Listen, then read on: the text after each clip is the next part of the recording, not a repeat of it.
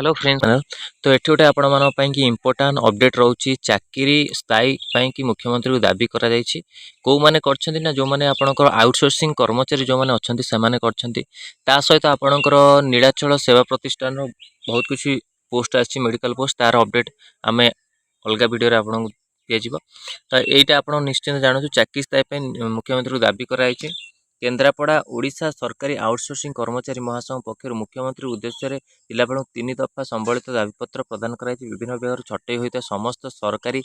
Outsourcing कर्मचारी पुनर्निजुक्ति छटई बंद कर चाकरी सुरक्षा विभाग पत्र संख्या 23,582 को प्रत्याहार कर सेवा प्रदानकारी संस्था द्वारा निजुक्ति कर्मचारी को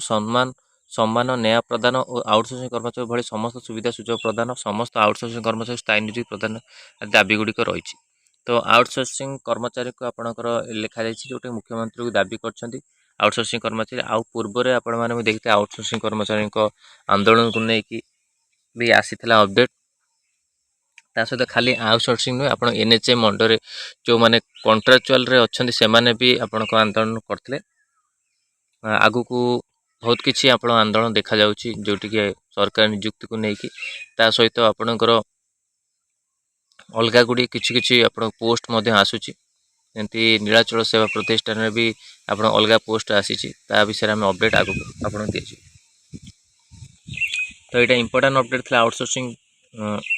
कर्मचारी मानी कि भल लगे लाइक और शेयर करूँ आम चैनल प्रथम थर पर चैनल को सब्सक्राइब करूँ और यही कंटेंट बेल आइकन को क्लिक करूँ जब समस्त नोटिफिकेशन आपण पाखे पहुँच पार। धन्यवाद।